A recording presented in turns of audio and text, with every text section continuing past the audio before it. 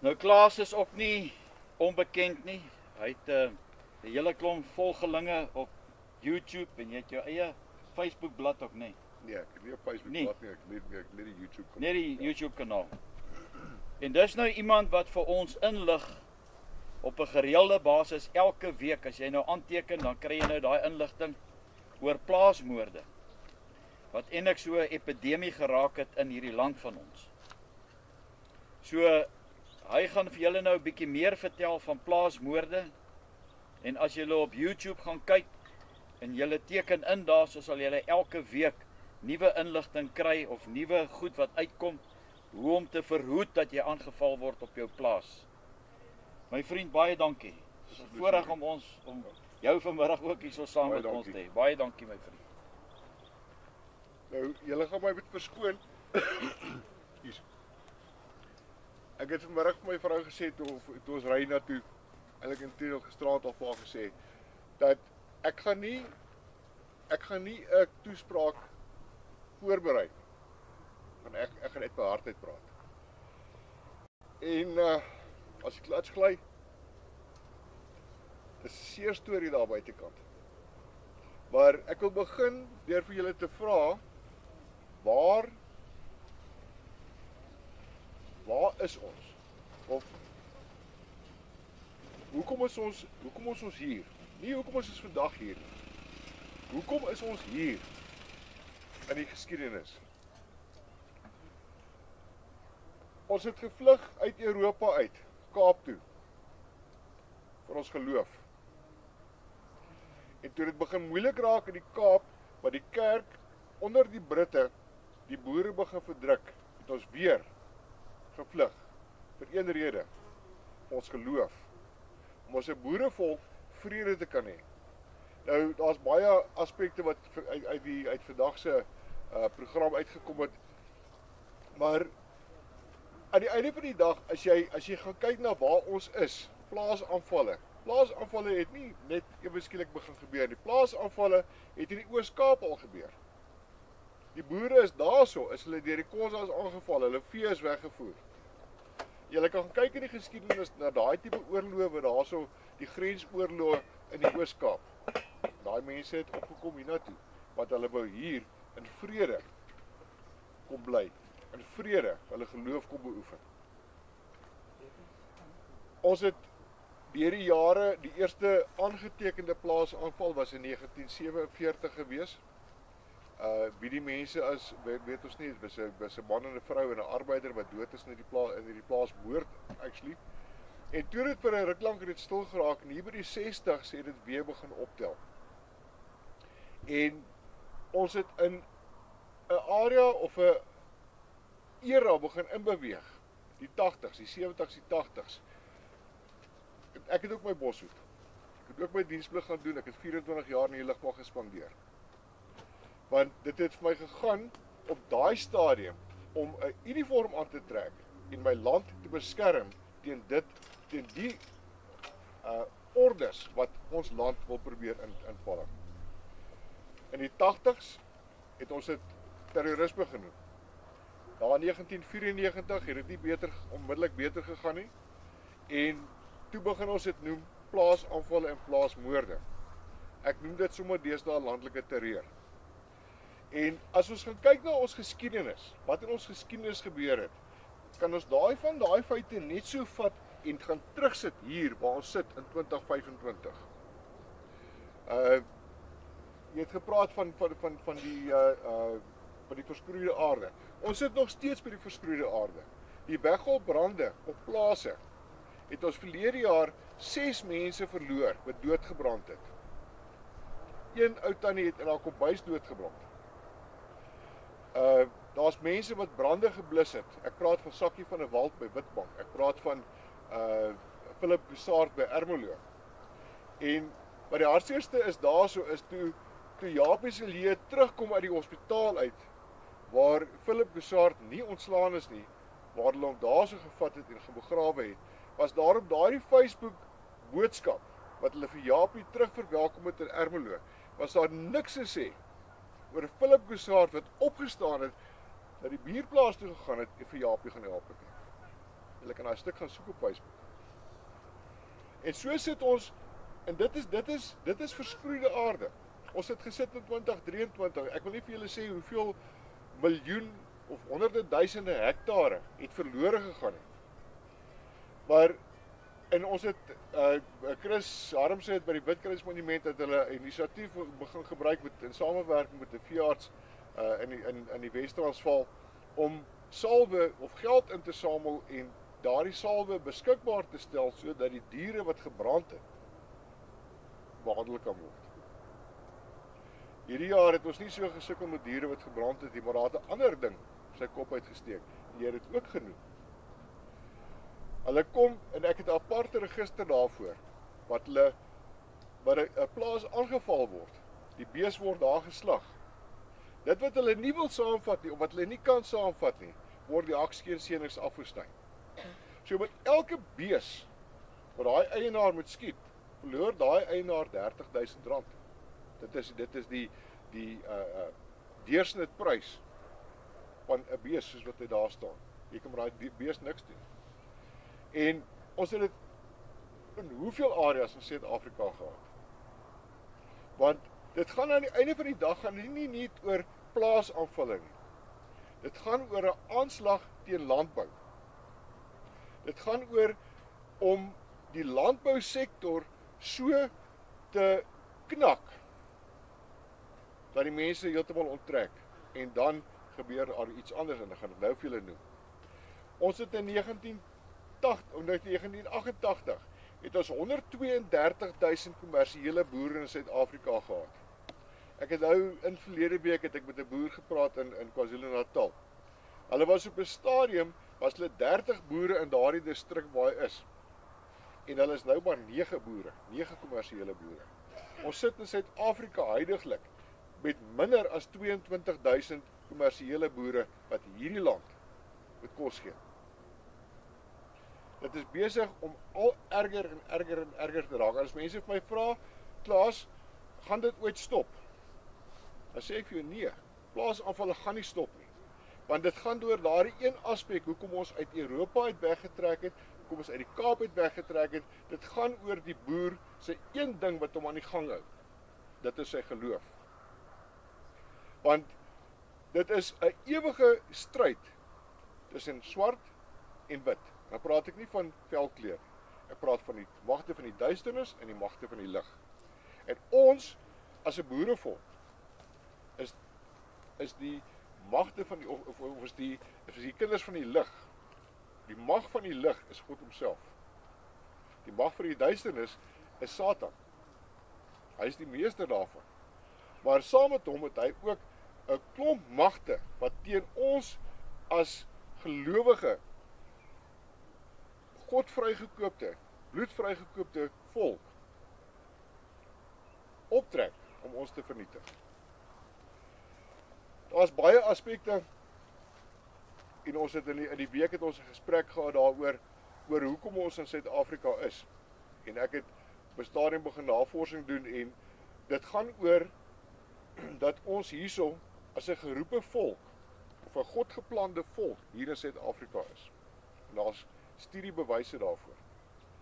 Dat ons hierso is, want God wil ons hier hê. Hy het ons uit verskillende nasies uitgebring. Ja, die Engelse was ook, die Engelse bloed is ook daar so. Ek het Jones in my familie, maar okay, hulle is Wallisers, nie Engelse nie.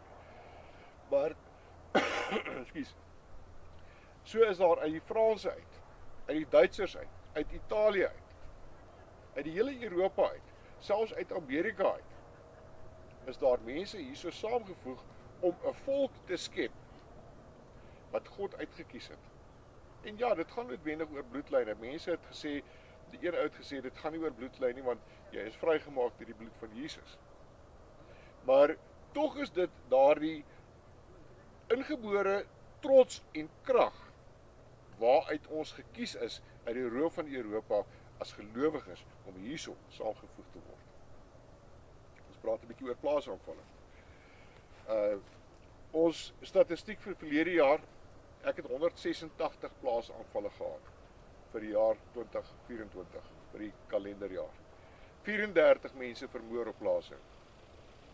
En as jy gaan kyk na En YouTube het my nou die dag het my gesê, wow, hierdie goeders wat jy op hierdie video gesit het, en daar's baie van hierdie video's wat uitkom, wat ons nie noodwendig kan uitplaas nie, as gevolg van die bloedigheid van hierdie moorde. En, as jy kyk na die aanvaller, die oomblik wat hy self bloed trek, wat hy self met bloed skenk, dit is daai oomblik wat hy vlug. Ons aanvallers is in die eerste plek, as hy op die plaas aankom, is hy gerook, of hy's vol skokkie aan, of goeders. So, daardie etiese lyn, wat hy moet hê, of die morele lyn, is alreeds weggevat. So, hy kan instap, en begin moor. Partykeer, daar's plaasaanvalle, waar daar niks gevat is nie. Hulle het ingekom, hulle het die plaaseienaar geskiet, en hulle is voort. Ek sit met 'n geval in die Noord-Kaap. Die vrou het basies geboer. Haar man, ek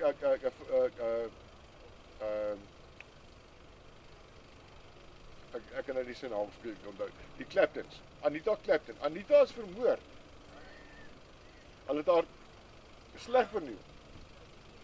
Hulle het haar man, hy is net nie meer daar nie, hy weet hy het 'n plaas, maar hy weet nie hoeveel plase, hy het iets soos 11 plase, en hulle het 'n plaasbestuurder aangestel, wat al die administrasie van hierdie plaas doen.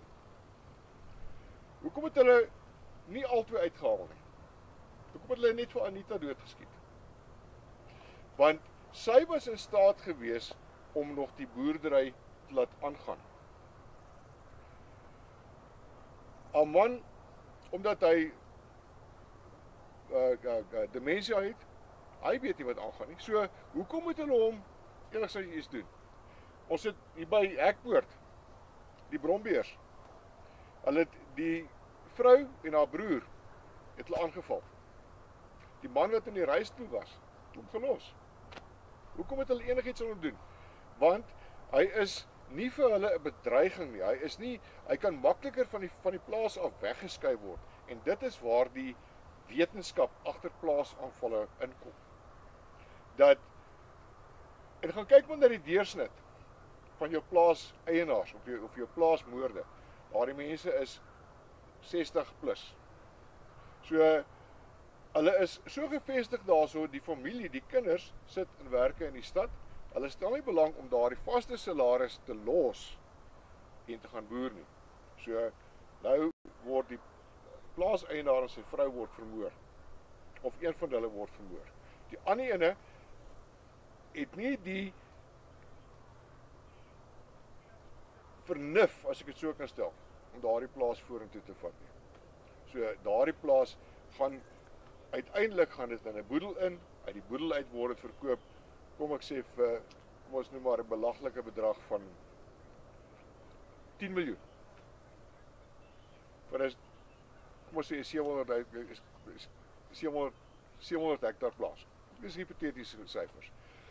Nou, daai 10 miljoen, daar's 'n nuwe eienaar, 6 maande daarna, dan verwissel daai plaas weer van hande. En daardie plaas beland dan onder die eienaarskap van iemand wat al klaar 100.000 hektaar het. Kom ek sê vir julle mense, hier is groot plase in Suid-Afrika. En dit behoort alles aan 'n uitgesoekte klompie mense. Want dit gaan daaroor dat aan die einde van die dag moet daar beheer uitgeoefen word oor voedsel. Sodat as jy wil eet, en ek gaan nou vir julle sommer reguit sê, ons is in die klein seisoen. Ons gaan op 'n stadium, gaan ons moet die keuse maak, of jy gaan vergaan van die honger, of jy gaan daai merkie op jou hand kry, op jou regterhand of op jou voorkop. Dit gaan gebeur, ons is in daai seisoen, dit is besig om nader en nader en nader in dit te kom. Die dinge rondom 'n plaasaanval. 'n Plaasaanvalsbeplanning vat 3 maande. Nou kan jy jouself gaan indink, 'n ou prokureur. Hy bly maar net aan die gang, want dis al wat hy kan doen, hy wil nie aftrek nie. Maar op sy lesenaar is daar van hierdie kant af so rondom hom, is daar hierdie stapels leers. Elke van daai leer is 'n volledige ondersoek, of 'n volledige samestelling van een plaas. Jou werkers gee inligting weg. Jy het 'n dagloner, hy's daar vir 2-3 maande, dan is hy weg. En saam met hom vat hy 'n klomp inligting. Hulle weet hoeveel honde is daar, hulle weet wat is die ouderdom van die mense, hulle weet wat se vuurwapens is daar, hulle weet wat se elektronika is daarso, hulle weet jy doen jy betaal met 'n EFT. Daar's baie plekke, ons het nou een plaas aanval, het hulle per EFT kontant het hulle R100,000 gevat uit die kluis uit. Want hulle weet wat is nie kluis. Jy gaan kluis toe en jy kom al R3,000 kontant uit en daar's jou ander plaas aanval by Belfast. Die ou het gekom en hulle het uit met die kontant in die bakkie gery. En toe hy stop, toe roof hulle hom.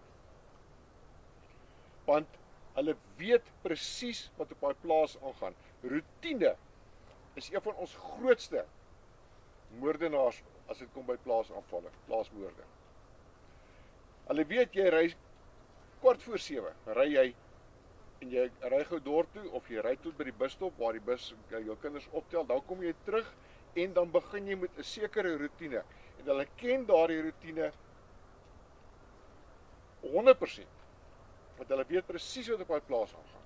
Hulle weet elke week koop jy 30 skape. Daai 30 skape staan vir 10 dae daarso, dan verkoop jy hulle 5 hier, 6 daar, 7 daarso en dit is hoe jy geld maak. En hulle sien wat daar word nie kontant verwissel nie. Maar hulle sien dat die skape word gevat. So hulle weet daar is geld in die bank en hulle weet presies wat kos 'n skaap. Hulle weet presies. Nou het hulle die leer wat al daardie goeders ingepak is. Nou gaan een van daai werkers of 'n buitestander en hy kom en hy gou vir julle en hy sê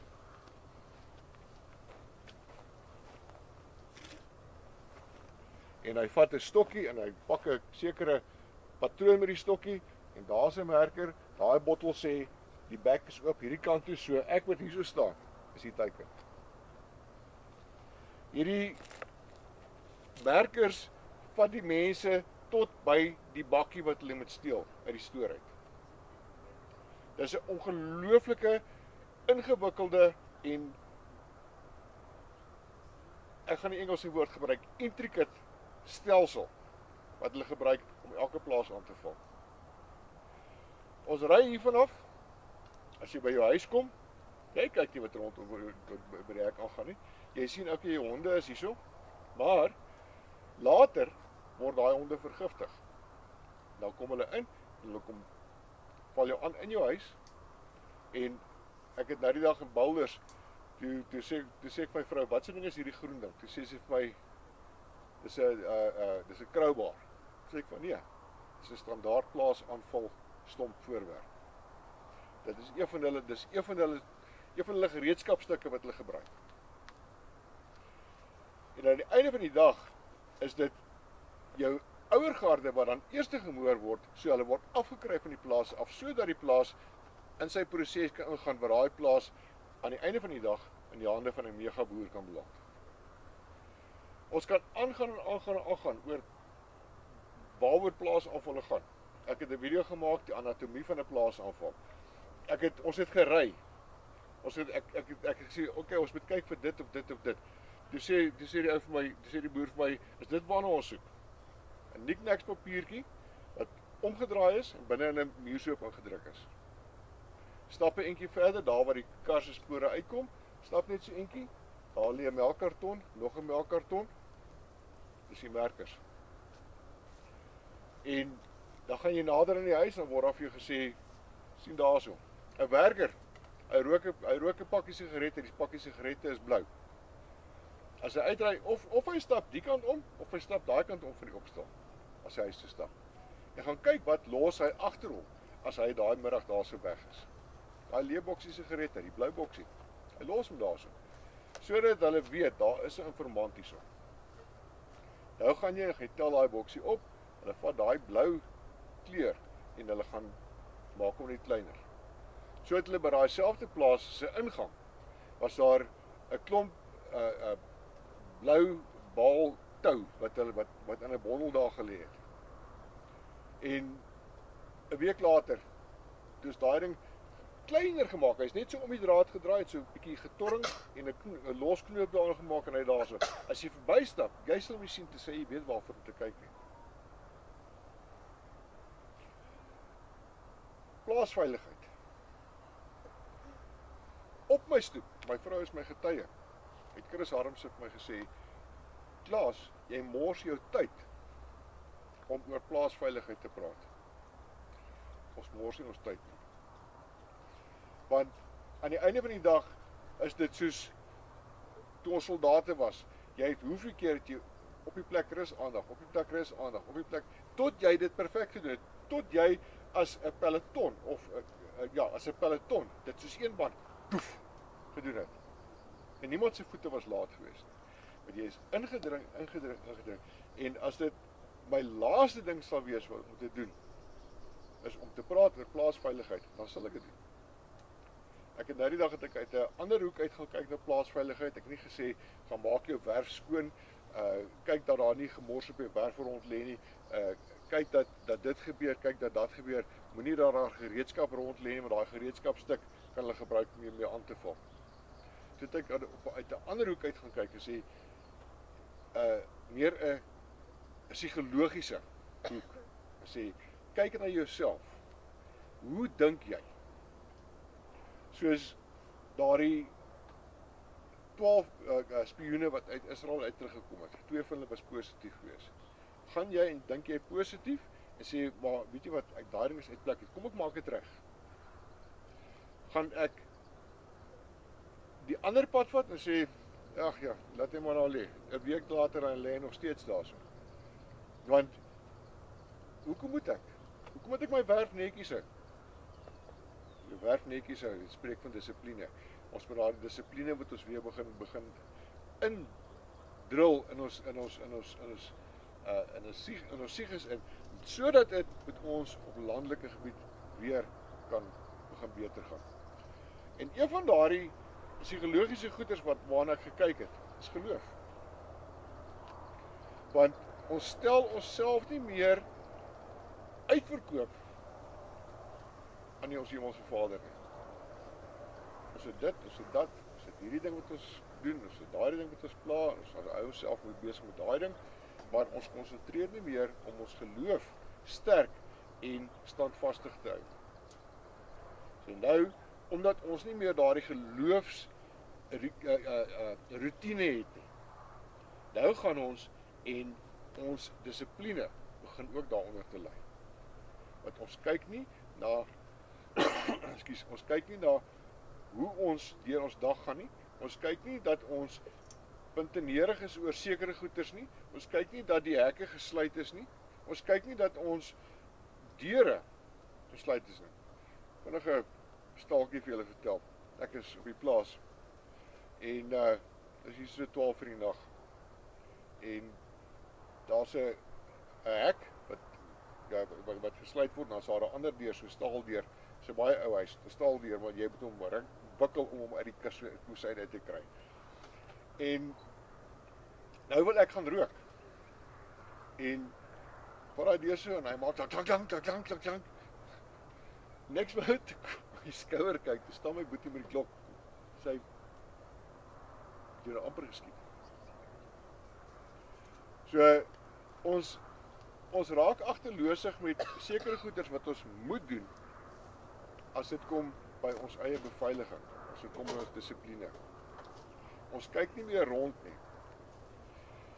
As die plaaswerker weg is, gaan ons nie en ons gaan kyk, het hy dit gedoen, het hy daar omgespit, het die skape kos nie, het die hoenders kos nie, is daai tuin, daai stukkie tuin wat ons het, wat ons groente is daai tuin nat gegooi. Maar ons kyk nie daarvoor, ons kyk nie rond vir goeders wat uit plek uit is nie. As ons die goeders wat uit plek uit is, beginne verwyder en in plek sit, gaan dit ook met ons beter gaan. Daar's baie wat ons kan praat oor plaasaanvalle. Daar's baie wat ons kan praat oor plaasmoorde. Sover vir die jaar, en dit is 'n ander interessante punt. Ewe skielik, toe Trump terug in die stoel, en almal sê, "Yes, Trump." Almal sê MAGA, en daar selfs 'n SMAGA of something like that. Make South Africa great again. Of iets van daai aard. Maar ons is te geneig om te gaan kyk na wat is buitekant. Nou stuur ons al die klomp goeders uit na Trump toe. Trump is nie daar vir ons nie, mense. Amen. Hy is nie daar vir ons nie. Trump is 'n vals Messias. En almal kloek agter Trump aan. En toe ewe skielik, net soos begin verlede jaar, toe's dinge 'n bietjie stil. Trump weet mos nou van alles, so nou is daar nie meer plaasmoorde of plaasaanvalle nie. Verlede jaar Januarie, 6 aanvalle, geen moorde. Februarie, 19 aanvalle, 3 moorde.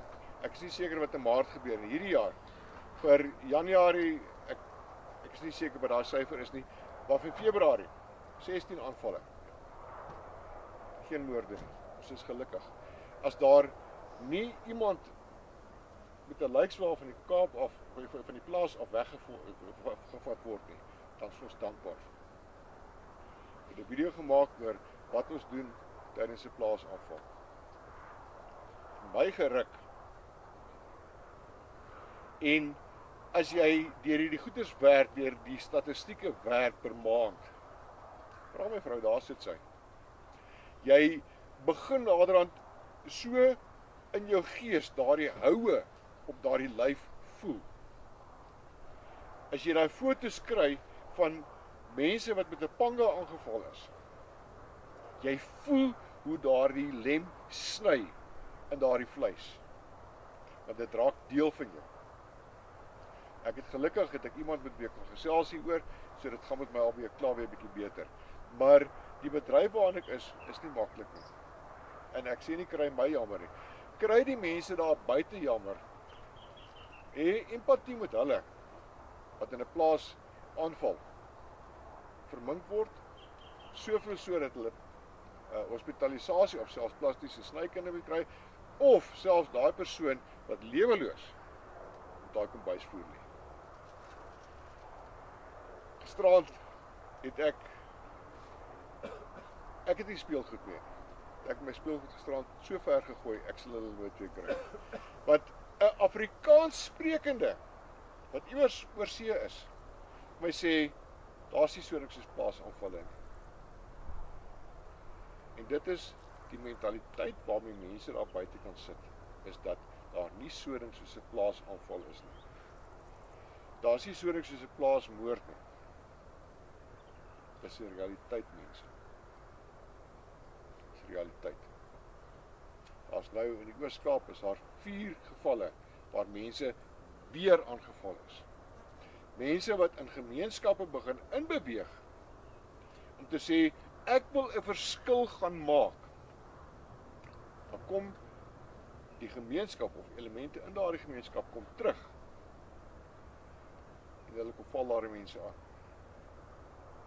Mense raak moedeloos, hulle wil nie meer daai gemeenskap help. Daai gemeenskap sit, daai mense sit skole, dagsorgsentrums, klinieke in jou landelike gebiede. Gaan kyk na 'n kaart van die Oos-Kaap.